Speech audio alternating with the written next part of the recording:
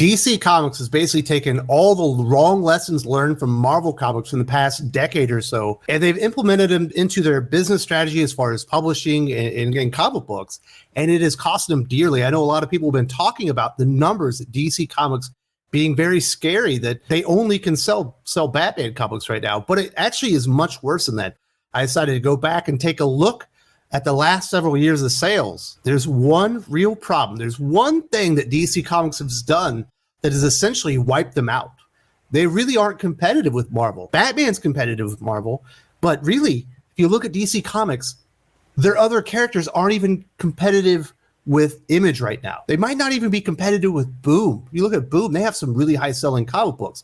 When you think of Berserker, Something Is Killed in the Children and whatnot, those titles are outselling virtually every DC comic that does not feature Batman now. Think about that. Let that sink in. And there's one reason. I guess I'll give it up first. Let's talk about the real issue here. And I think this is probably going to drop some jaws, but once I say it and I give you the information, I think a vast majority of viewers here that are DC Comics fans are going to know it. In 2018, in the top 50 comics published, Marvel had 25, DC had 21. So DC had a 42% market share of the top 50 comics. Marvel had 50%. That's actually really good for DC Comics because they have about a 35% total market share. So their status in the top was actually outperforming just the rest of the industry. At that time, the average DC comic in the top 50 was selling for $3.14. At that time, the average Marvel comic in the top 50 was selling for $4.32.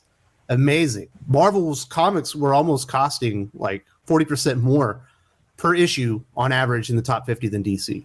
We go to 2022 in the top 50. Marvel has an incredible 33 titles, 60% share of the top 50. Their comic books are selling at $4.48. That is 4% inflation over 4 years from Marvel Comics when you look at the top 50. I didn't look at every title, just the best-selling titles in comic book industry. DC now only has 12 titles in the top 50, so they've decreased by almost half for a 24% market share, which is far less than it should be. They should be at a minimum 30, and they should be closer to 35. The average comic for DC in the top 50 sells for $4.58 now. Just 4 years ago, it was $3.14.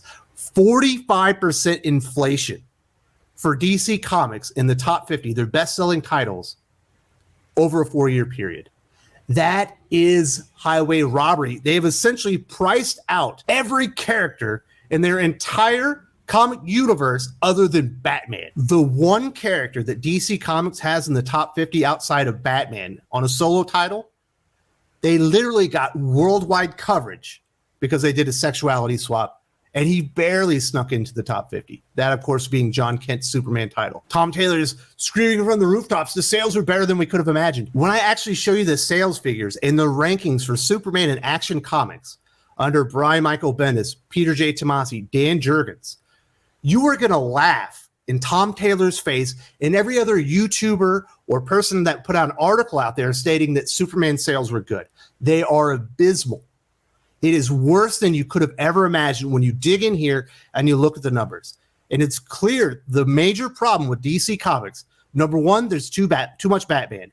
But the reason that they have to do it is because they have priced themselves out of the market for every other character. The only character that they have that can sell at over $4.50 a comic on average is Batman. No other character can actually do it. I knew when I digged into the numbers that this was going to be ugly, but this is far worse, and it's far more catastrophic than I ever could have imagined on the part of DC Comics. I can tell you right now as a DC Comics fan, and I do prefer DC Comics characters in the DC universe when it's done right to essentially everything but that one little short period of value comics. DC is my home when it comes to comic books. This is heartbreaking. I cannot believe that DC Comics have put themselves here, but they have invested totally in low rent, no talent creators. They have gone too far in on Batman, and they have absolutely outpriced themselves. Now let's go in here and look at the numbers. You are not going to believe this. What we have here are the ICV2 sales numbers of the top 50 comics for January 2022. The reason I personally don't really cover comic book sales numbers like I used to is because, for the most part, these are guesstimates. Penguin Random House is not reporting solid numbers. Lunar is not reporting solid numbers. I don't even believe Diamond is at this point. So these are all guesstimates using like the Comic Hub platform that not every comic book shop in America is using. So these are guesstimates, but these are the best guesstimates they can have. And if you look at DC Comics, this is absolutely catastrophic. You've got the top 10 here, and you've got Batman at $5. But if you look at Marvel, She-Hulk, obviously it's a number one, so that will dip. Venom, Hulk, Inferno, so that's X-Men, X-Lives Wolverine, X-Men Wolverine, X-Men Thor, Spider-Man, all in the top 10. That is a wide, diverse array of characters, but are high-profile characters from Marvel. You can see that they have been able to generate interest in all these titles. And if you look at the creators, on Venom, you have Ram V, up-and-comer, Al Ewing. Hulk, you have Donny Cates. Inferno, that would have been Jonathan Hickman. 10 Lives of Wolverine, Ben Percy. X-Men, Jerry Duggan. Thor, Donny Cates again. And the Amazing Spider-Man Beyond stuff, I believe the last two issues were Patrick Gleason, and I think the one before that was Zeb Wells. A lot of different creators, a lot of pretty darn good creators. DC Comics, all you have is Batman. To see the next DC comic that's in here, you have to go down to number 19, Dark Knights of Steel. And this is the cheapest one that you'll find there for $4. Obviously, that's the Tom Taylor Elseworlds type story. If you take the Justice League and you throw them in medieval times, people are going to read it. If you take the Justice League and you fight them against zombies, people are going to read it. So obviously that was made to win. Detective Comics 1047 at $5. Detective Comics 1050 at $6. Joker number 11, $6.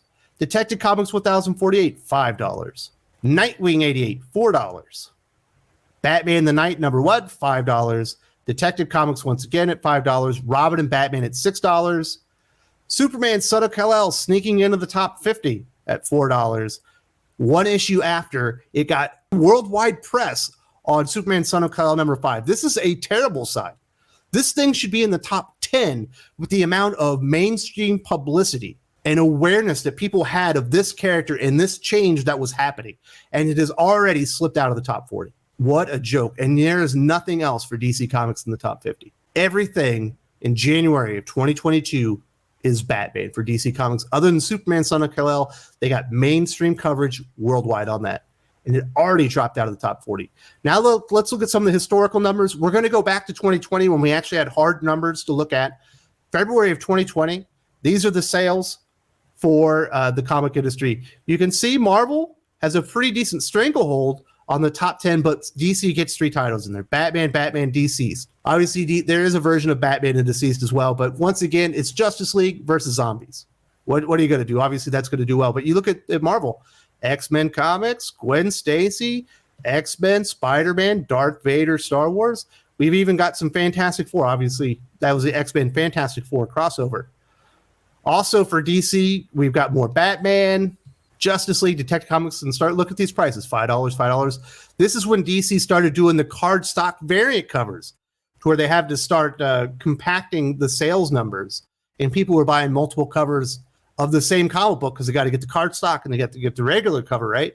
And they were charging $1 more for it. This is really the time when DC starts going heavy in the paint on variant cover schemes. Obviously, it's gotten out of control at this point. Justice League, Joker, Killer Smile. Here we finally have some Green Lantern at number 28. Batman, Superman, huh? I thought Tom Taylor saved the series, and it didn't sell before. Even under Brian Michael Bendis, at issue number 20, it was still almost at 40,000 issues. Maybe Tom Taylor isn't quite the savior he is. Certainly, we won't see another Superman title when we go through any of these numbers, right? When we go back to the older numbers. Joker, Harley Quinn, once again, Batman, Pennyworth. Year of the Villain, obviously that was the an event type series. Harley Quinn, Birds of Prey, Harley Quinn, Poison Ivy. Action Comics, also in the top 50. 2 Batman comics in the top 50 for all of comic books. Under Brian Michael Bendis, run that everyone hated. Are you sure that Tom Taylor is saving Superman? I don't think so. It's actually a joke. So we're outside of the top 50 at this point. So that's what DC had in there. So for 2022, DC had 12 total titles for 24% of all the top 50. 2020, what we just covered, 17 total titles for 34% of the entire top 50. Right about where they should be based on their market share at the time. Now let's go to February 2019. And we're just going to look at DC now. We're not going to look at all the Marvel stuff. We go into the top 50. Catwoman, Justice League Dark, There's no Batman characters there. Harley Quinn, Young Justice, Shazam, Action Comics. Once again under Brian Michael Bendis, still over 40,000. That was before everyone jumped off. Superman is still over 50,000, almost in the top 20 here. Green Lantern, Wonder Woman, Justice League, Flash. Look at all these not Batman comics that they're selling. Look at these prices. $4, $4, $4, $4, $4, $4, $4, $4, $4, $4. Seems that maybe that was a good price point for DC Comics to actually sell their characters. They got greedy. Look at this for DC. $5, $4, $5, $6, $6, $5, $4, $5, $5, $6, $4. They got greedy. They priced themselves out of the market, basically from 2020 moving on. Once they did those card stock variants and they realized they could sell the same cover to multiple people for $1 more, they lost it. They decided, what did Jesse say in the earlier video? Hit the more button. I need more, more, more. And they ruined their entire comic book line. Look at 2018. This is even better for DC Comics. In 2018, 21 out of 50 top 50 comic sellings are DC, 42%, well above their market share, selling at $314 an average per comic. Marvel had 25. Marvel was producing far more comics than DC. They were outperforming Marvel on a per title basis. They were destroying them with a much lower price point. But let's look at DC's comics. In here, we've got 4 comics in the top 10, and then we look into the top 20, another 5, so 9 of the top 20. That's pretty darn good. Look at these prices. $4.99 because we got the Dark Knights Metal event. $3.99, $3, $4, $3. I'm sorry, $4, $3, $3. Look at these prices and look at these characters. Sure, there's a lot of Batman up top. Flash, Terrifics, Justice League, Action Comics, Superman. I thought Superman didn't sell under Peter J. Tomasi. 40 issues in, it was still almost selling as well as Bendis' run was doing 10 issues in. Think about that. Absolutely outselling Superman Son of Kal-El number 6. Guarantee, even without the numbers, you can look. This one's firmly in the top 25. That one is grasping and barely hanging on the top 50. Sales were better before. Action Comics. Look at that. 3 Superman titles at 24, 25, and 26. Oh, look, 4, 27. Look at all that Superman right there. Perhaps you did not need to do a sexuality swap to sell the character. Maybe all you needed was good Superman stories to sell. Batman, Wonder Woman, Brave and the Bold. If you haven't read that book right there from Liam Sharp, it is fabulous. Batman is the Signal. I think that's Scott Snyder. Wonder Woman, Mira, Queen of Atlantis. Can you imagine a Mira, Queen of Atlantis sneaking into the top 50 right now? No. DC would put an $8 cover price on it. Wonder Woman, Sideways. Look how healthy this is for DC Comics right now. Yeah, you have some Batman. Got a lot of Batman right up here, but look at all this not Batman that's firmly inside the top 30. Flash, Terrific, Justice League, Action, Superman, Action. It's ridiculous how far they've fallen. DC Comics Rebirth was working. Holding the line at $2.99, interested customers. They were outperforming their market share in comparison to Marvel inside the top 50. But they got greedy. They went all in on Batman. They went all in on events. They uppriced their books and tried to sell so many variant covers. It's not even funny. They can only sell Batman right now. Only 4 years ago, 4 Superman titles inside the top 30. Tom Taylor is singing from the rooftops trying to stick his finger in people's faces and tell them they're stupid because he snuck his inside the top 50. Think about how far DC Comics has fallen. That's what they're championing. They're bragging about barely sneaking a Superman book, a comic book that got worldwide publicity about the new Superman and his sexuality.